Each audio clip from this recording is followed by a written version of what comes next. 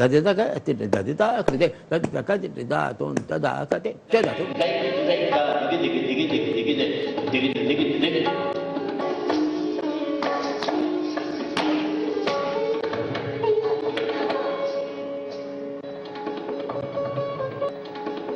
नमस्कार, बहुत स्वागत आपका हमारी इस विशेष प्रस्तुति में। आपके साथ मैं हूं राजेंद्र देव। आज व्यक्तित्व के इस अंक में हम एक बहुत ही जानी मानी हस्ती के बारे में आपको बताएंगे, मिलवाएंगे, उनसे ढेर सारी बातें करेंगे, उनके जीवन पर, उनकी उपलब्धियों पर, भारतीय नृत्य पर, कथक पर। इसीलिए आज हमारे साथ हैं पंडित बिरजू महाराज जी, भारतीय कथक के जाने माने नाम। पूरे विश्व में नहीं, भारत में ही नहीं, पूरे विश्व में कथक को उन्होंने इस तरह से प्रचारित किया, लोकप्रिय किया, जिसके बारे में जितना कहा जाए कम है। बहुत स्वागत आपका बिरजू महाराज जी हमारे इस कार्यक्रम में। इतना लंबा सफर हो गया, 75 वर्ष की आयु हो गई, अब आपका खुद का नृत्य शिक्षण संस्थान है, कलाश्रम, आपका सपना था। ये इस सफर में कुछ ऐसे बिंदु याद करिए जो आपको लगता है कि आपके जीवन की बड़ी उपलब्धियां हैं और जिनको आप कभी नहीं भूल पाएंगे। मेरे ख्याल से सबसे पहली बात तो ये है कि जिस घर में मेरा जन्म है, महाराज बिंदादीन कालका महाराज, जिनकी 7 पुश्तें हो गई, मैं 7वां हूँ, मेरे बेटे 8वें हैं और मेरे ग्रैंड डॉटर वगैरह 9वीं हो जाती हैं। तो मैंने जो परंपरा घर में थी, पहले औरतों को नाचना नहीं सिखाते थे, घर में पर्दादारी थी। तो जब समय बदला तो उसके बाद हमने सोचा कि हमारी अपनी बिटिया को भी हम सिखाएंगे, हमारे ग्रैंड डॉटर को भी सिखाएंगे, क्योंकि गुण है, इल्म है। और कभी ऐसे समय में ये काम दे देता है कि आप किसी कहीं लेक्चरर हो गए, कहीं आपने किताब लिख दिया, कहीं आप क्रिटिक भी बन गए तो भी अच्छा है। तो कई पहलू हैं इसके, अगर आप उस चीज़ को ज्ञान और ध्यान से सीखते हैं। सभी लोग प्रैक्टिकली डांसर हो जाए खुद, कोई ज़रूरी नहीं है, पर उसके विषय में जानकारी हो और अच्छी तरह से आप एक्सप्लेन कर सकें देश विदेश के लोगों को तमाम, तो मुझे उसमें भी खुशी होगी कि हमारे बच्चे, भाई किले का राजा तो सब नहीं होता, किले के अंदर तो बहुत से उनके सिपह सलार भी हैं, बहुत कुछ एम्बेसडर। मैंने कहा सारे मेरे जो वर्कशॉप होते हैं बहुत से, सबको कहता हूँ भाई तुम लोग की भी जगह है, क्योंकि उस किले के सबकी ड्यूटी है, हमसे लेके आप तक, जो आखिर में पहरेदारी करता है उसकी भी ड्यूटी है। तो वो किला तो करे, उसके सेवक तो हज़ारों हैं, तो लिहाजा सबकी ड्यूटी यही है कि कथक को सही ढंग से सिखाया जाए और उस परंपरा के अंदर जो आदर्श भाव है, आदर भाव जब हम सिखाते हैं तो कहते हैं कि केवल आदर हमारा ना करो, गुरु का ना करो, बल्कि माँ बाप का भी करो, अपनी कला को जो सीख रहे हो उसका भी करो। तो वो सब आपको सीखना चाहिए कि आदर कौन है। तो अनुशासन का जीवन में बहुत महत्व है, ये आपके जीवन से झलक रहा है। बिल्कुल। आप 7 साल की उम्र में आपने पहली बार परफॉर्म किया, आज भी आप परफॉर्म कर सकते हैं। तो ये इतना लंबा जो समय अवधि रही, कैसे अपने आप को मेंटेन किया? क्या खाने पीने का ये अनुशासन सिर्फ एक अनुशासन है और भी चीजों में होता है? नहीं, मेरे ख्याल से एक तो है कि बहुत सादा खाता हूँ, बहुत सादा खाने वाला, और मैं विश्वास ये रखता हूँ कि जो कला है अपनी, अगर आप उसकी पूजा करते हैं और उसकी आराधना करते हैं और उसको अभ्यास करते हैं, ऐसा नहीं अभ्यास के बगैर भी नहीं होगा, गुरु को याद किए बगैर भी नहीं होगा। और वो समय भी याद करना चाहिए जो स्ट्रगल से हम गुजरे चलते आ रहे हैं धीरे धीरे, कि खाना एक टाइम खाओ, ना मिले कोई बात नहीं, कर्जा लेके खाओ, ऐसा बहुत हमने बहुत ज़िंदगी में बहुत कुछ देखा। और जो हमें नौकरी मिली संगीत भारती की, तो उस वक़्त दिल्ली की नौकरी, और कपिला वात्सायन जी हमारी गुरु बहन है, मतलब वो बाबूजी से सीखी थी, वो हमको दिल्ली लाई थी। तो उस वक़्त से हम काम कर रहे हैं और बड़े मन से मैं जब काम करता हूँ तो इतने मन से करता हूँ कि कोई चूक ना होने पाए। मतलब जिस बच्चे के अंदर एक एक मुद्रा, एक एक हस्तक उठे, वो ऐसे उठे जैसे बिल्कुल किसी ने सुनार ने नग जड़ दिए हैं। उस तरह का हमारे यहाँ कहा गया है परियों का नाच, मतलब ऑर्डनरी आदमी नहीं, परियों का नाच। मतलब नाच शुरू होता है ऐसा लगे कि आकाश से उतरे हुए लोग हैं।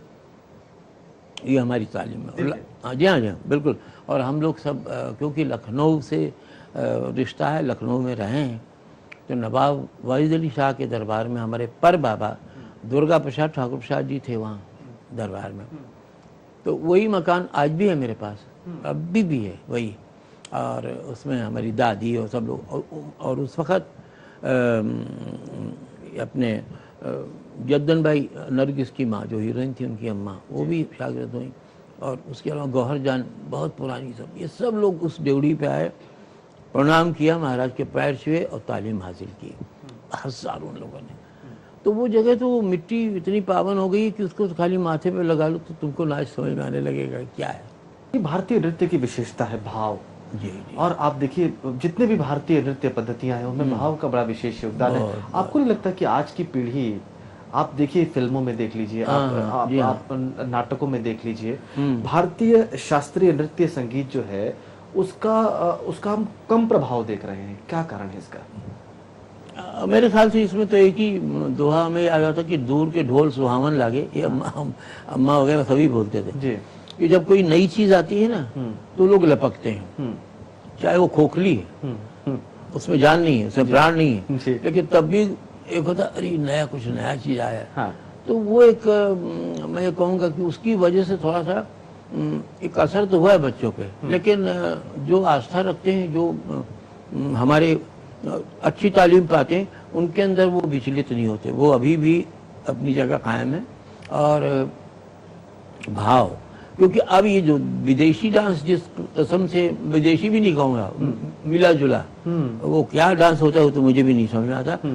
और एक्सरसाइज बहुत है, ऊपर नीचे घूमना, लेटना, बैठना, तो बहुत कुछ है उसके अंदर। एरोबिक्स की एक्सरसाइज लगती है बहुत जोर से, बहुत जोर से। क्या आदमी कम संवेदनशील हुआ है, कम भावुक हुआ है, इस वजह से शायद वो भारतीय नृत्य को उतनी रुचि से नहीं देख रहा है आजकल? क्या ऐसा हुआ है? मेरे ख्याल से अभी ऐसा है कि बहुत से लोग, अभी एक बम्बई में हमारा वर्कशॉप था, तो सब लोग सवाल कर रहे थे कि भाई देखो, एक जगह मॉडर्न डांस के लिए बड़ी लंबी भीड़ है, बड़ी लंबी है, और क्लासिकल के लिए बहुत थोड़े से लोग खड़े हैं, उसमें लाइन कम है। तो एक सज्जन उठे, कहने लगे जी न मैं नाचता हूँ, न मैं गाता हूँ, कुछ करता ही नहीं हूँ, पर मुझे ये बताइए कि चाट पकौड़ी की दुकान पे भीड़ तो होगी, लेकिन केसर कस्तूरी खरीदने वाला इंसान जो है उस पर भीड़ तो कम होगी, क्योंकि वो केसर कस्तूरी को जानता है। तो केसर कस्तूरी को जानने वाला तो भीड़ कम होगी। वो है कथक, और ये मतलब क्लासिकल म्यूजिक एंड डांस जो असर करता है लंबे अरसे तक, और आपके मन पर वो ऐसा बैठ जाता है दिमाग में, उसका सुरूर चढ़ जाता है। एक ये जो चालू डांस है, थोड़ी देर मज़ा आता है कि भाई हिले डुले खूब जोर से, जोर का म्यूजिक बजा तो आप तो हिलेंगे ही हिलेंगे, जबरदस्ती हिलेंगे जी, ना भी हिलना चाहे तो हिलेंगे। पर आत्मा पे असर उसका नहीं है। आत्मा पे असर है कि गुरुजनों ने कहा कि सिर्फ ओम कह के बैठ जाइए, ओम शब्द, उसके अंदर आनंद ही आनंद है। स्वर साधिए, ताल कौन है, और आपकी लय अगर स्थिर हो गई, लय को आप जान गए, तो आपकी ज़िंदगी संभल जाएगी, क्योंकि आप फिर बेताले नहीं होंगे ज़िंदगी में। सब काम आप लय को सोच के ही करेंगे। आम जिंदगी, मतलब रोज़ की ज़िंदगी बात कर रहा हूँ, तो आपका चलना फिरना शौक जो भी है वो बड़े संतुलित हिसाब से बना रहेगा, एक्स्ट्रा नहीं होगा। सर मैं ये समझना चाहता हूँ कि ये ध्यान जिसकी आप बात कर रहे हैं, आज का वातावरण जो कि इतना दूषित है, जहाँ पे ध्वनि प्रदूषण है, जहाँ पे वायु प्रदूषण है, जहाँ पे तरह तरह के आप देख रहे हैं व्यवधान आते रहते हैं, नैतिकता जो है वो शायद अपने निम्नतम स्तर पर आ गई है, लोवेस्ट पे आ गई है। ऐसे समय में आप जैसे जो भारतीय, बल्कि कहूँगा कि संस्कृति के रक्षक हैं एक तरह से, क्या आपको लगता है कि आने वाली पीढ़ियों में इसको बचा के रखने वाला कोई रहेगा इस तरह से? बिल्कुल, हमें पूरी आशा है, क्योंकि देखिए हमारे दोनों बेटे, हमारे चाचा के दोनों बेटे राम मोहन कृष्ण मोहन, दोनों जने नाचते भी हैं, सिखाते भी हैं। हमारे बेटे जय किशन महाराज, दीपक महाराज, ये 4 जने तो हैं।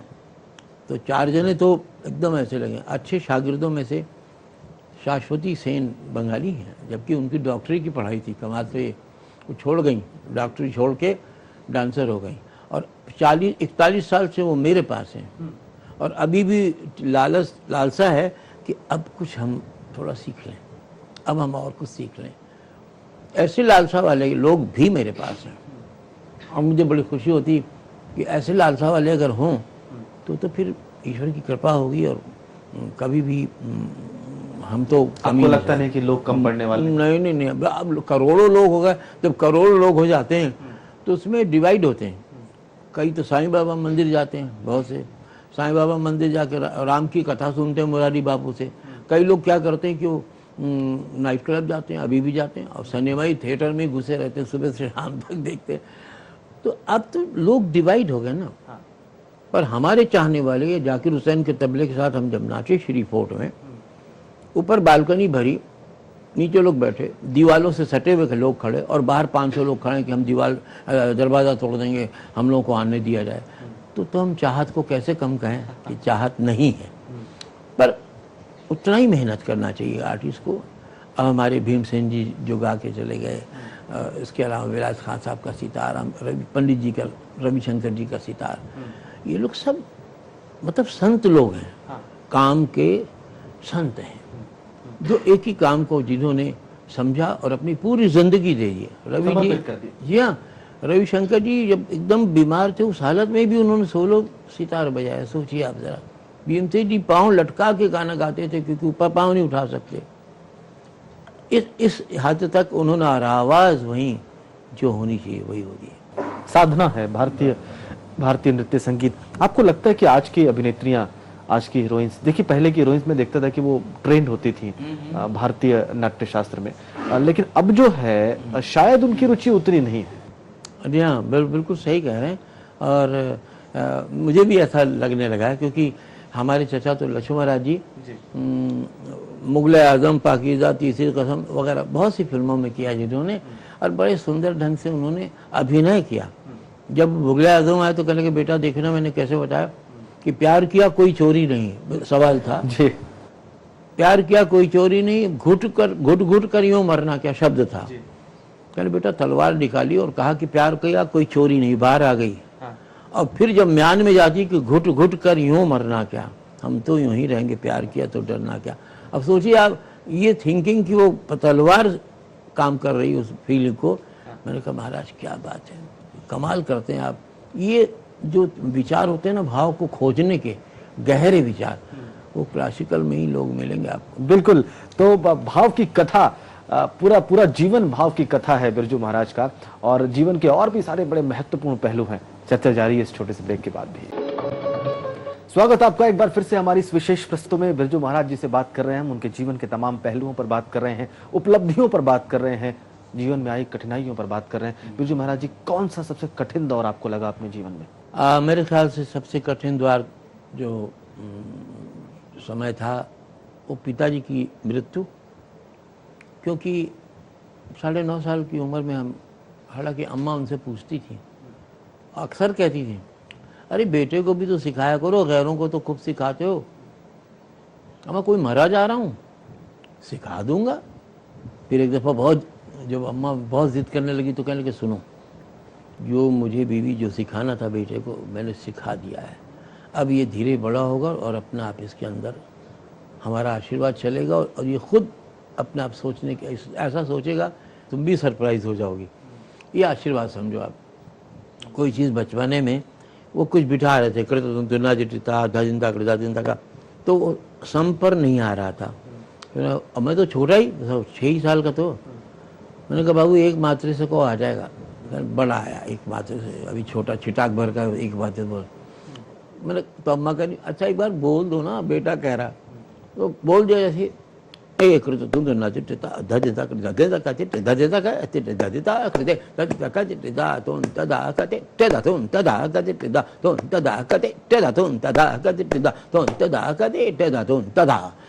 आ गए।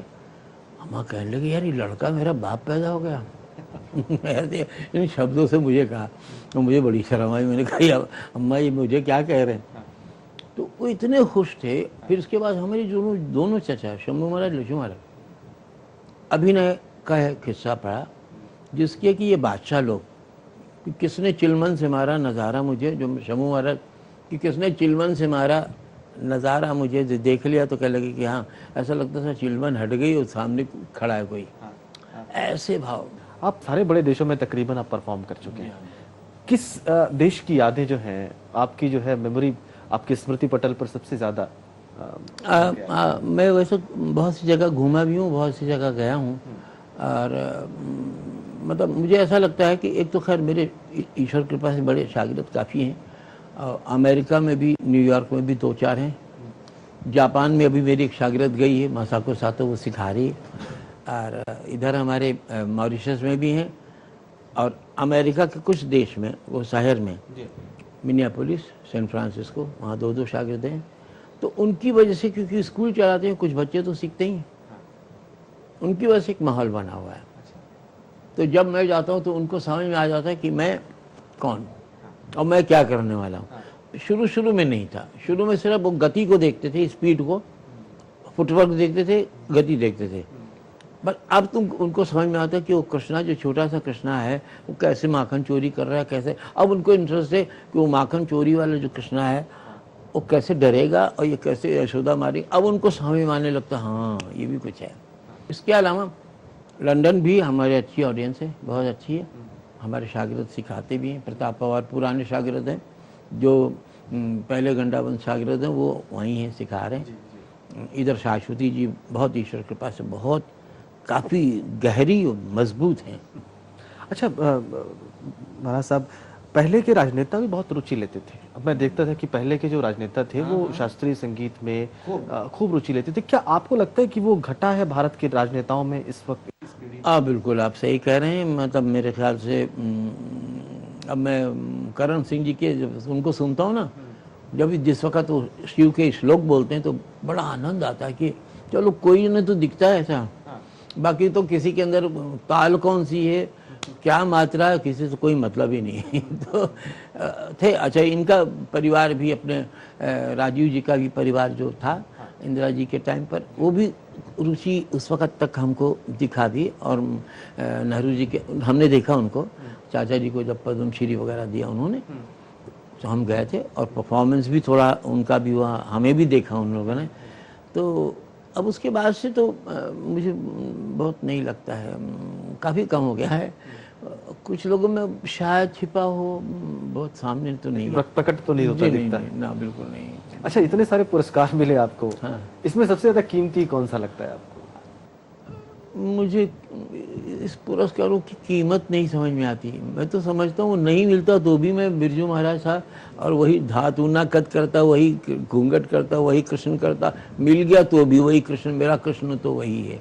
तो कहने का मतलब मुझे उसका कुछ ना तो गुमान है, ना मुझे उसके कि हाँ भाई मुझे मैं ये हूँ। कभी ज़िंदगी में ये वाला जो पन है वो कभी है ही नहीं मेरे अंदर।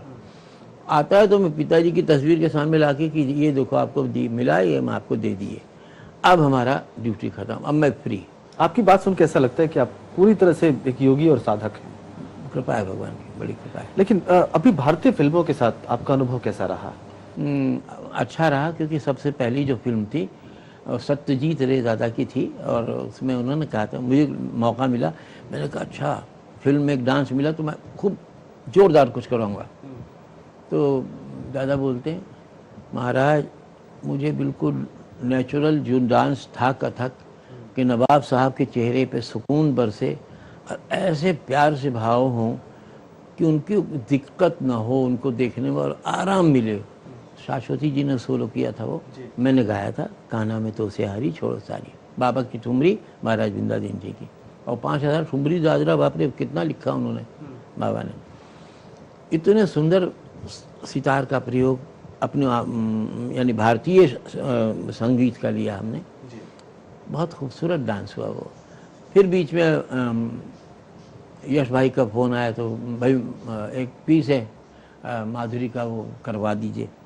मैंने क्या है, गाना क्या है? तो कहने गाना नहीं। तो मैंने कहा चलो एक तो शब्दों से बच गया। कपड़े ठीक पहने ना? हाँ कहने ठीक पहने। मेरी तो जान पहचान भी उतनी नहीं थी। तो कह लगे वो शाहरुख का ड्रम है और माधुरी का डांस इंटरवल के पहले। मैंने कहा तब करा दूंगा, क्योंकि ड्रम तो बीट्स तो भगवान ने, दिल तो पागल है फिल्म थी शायद। हाँ जी, हाँ जी, उसमें था।